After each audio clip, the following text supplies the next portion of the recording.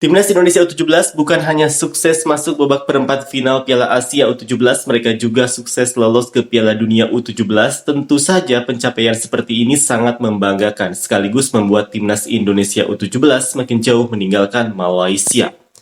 Hal tersebut juga diakui oleh beberapa fans Malaysia yang merasa sepak bola mereka kini semakin tertinggal dan terasa jalan di tempat. Seperti inilah komentar fans Malaysia. Banyak anak lokal yang berhasil dan layak ikut Piala Dunia U17, hormat. Sementara itu kita masih tertidur di buai kemewahan. Karena manajemen mereka memang ingin melihat tim nasional mereka bermain di Piala Dunia. Mentalitas para pendukung mereka terhadap tim nasional juga luar biasa. Memang tidak bisa dipungkiri, saat ini kita berada di bawah Indonesia dalam sepak bola. Waktu jadi tuan rumah Piala Dunia U17 dulu sudah terlihat ada potensi. Para pemain ini suatu hari nanti mungkin akan menyingkirkan keturunan Belanda. Apakah itu benar atau hanya semangat sesaat? Kita tunggu saja kelanjutannya. Walaupun kita tidak sehebat mereka, tapi aku tetap lebih bersyukur tinggal di Malaysia. Di mana letak kesalahan sepak bola Malaysia? Mantap, ini bisa jadi inspirasi untuk Harimau Malaya. U17 Indonesia ini bermain di liga apa di Indonesia? Klub di Liga Malaysia pun disuruh punya tim usia muda, tapi keadaan keuangan klub yang kacau bikin nggak bisa bertahan juga. Sebentar saja ini, setelah selesai, nanti kering lagi, gak ada perkembangan pula. Mereka tidak sibuk dengan naturalisasi, mayoritas berasal dari bibit muda, anak-anak lokal asli, fans mereka juga luar biasa, stadion selalu penuh, bergelora setiap kali pertandingan. Kita nggak perlu terlalu bangga dengan tim nasional. Yang penting, klub-klub dari negara kita bisa lolos ke ACL. Itu lebih bermakna.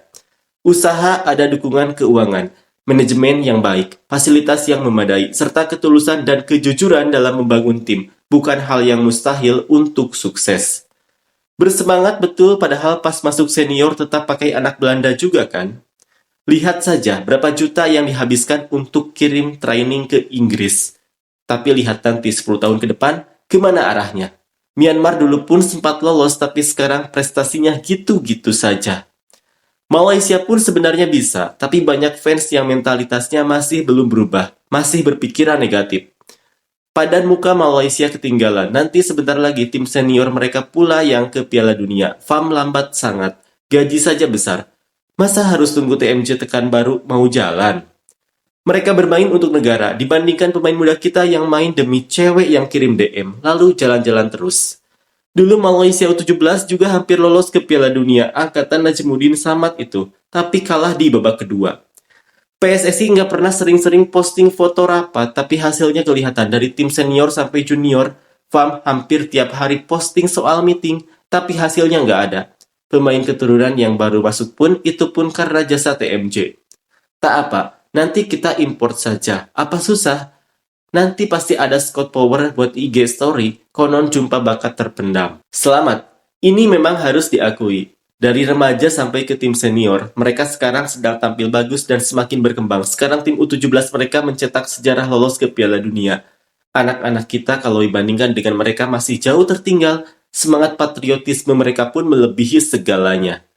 Kalau nggak ada tanah ujung itu pun, memang level pemain Malaysia segini saja, terimalah kenyataan.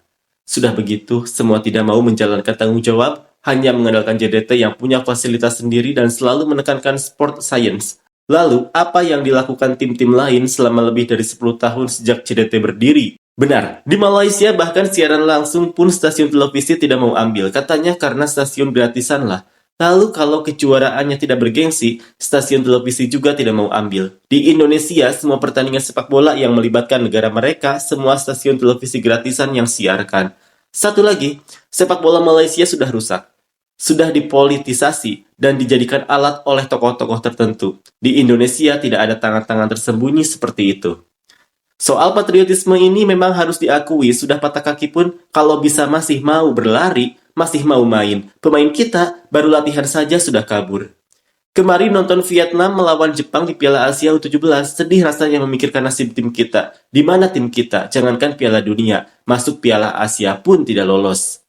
Jangankan Piala Asia, di Piala Asia Tenggara saja sudah kewalahan. Terbukti program naturalisasi menjadi pendorong bagi para pemain muda untuk lebih sukses.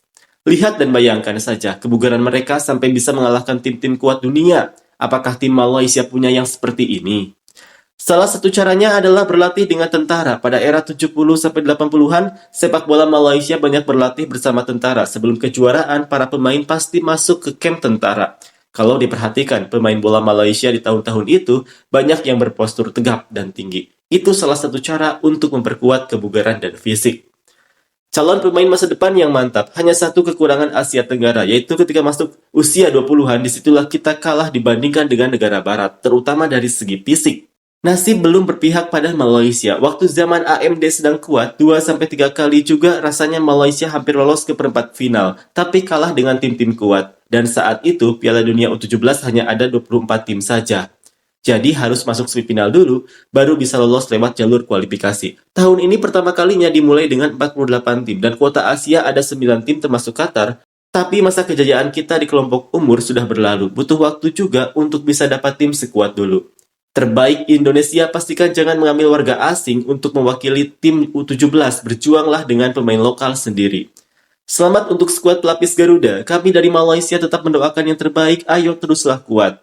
Mantap tim Indonesia, kalian berhasil karena berusaha tanpa campur tangan orang-orang berkepentingan. Tidak mustahil tim senior nanti akan menyusul juga.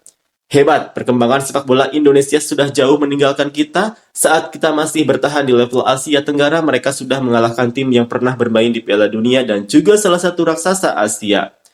Dimanapun, kalau sudah terlalu banyak tokoh dan kelompok-kelompok tertentu, susah untuk maju. Secara ekonomi, Malaysia masih lebih baik dibandingkan Indonesia, tapi dalam hal sepak bola, kita harus belajar dari kawasan Asia seperti Jepang dan Korea, raksasa Asia, karena mentalitas dan pengalaman mereka sudah teruji. Gimana mau sukses, baru ambil pemain keturunan saja sudah banyak yang mengecam. Itulah sebabnya sepak bola Malaysia enggak maju, pola pikir masih tertutup.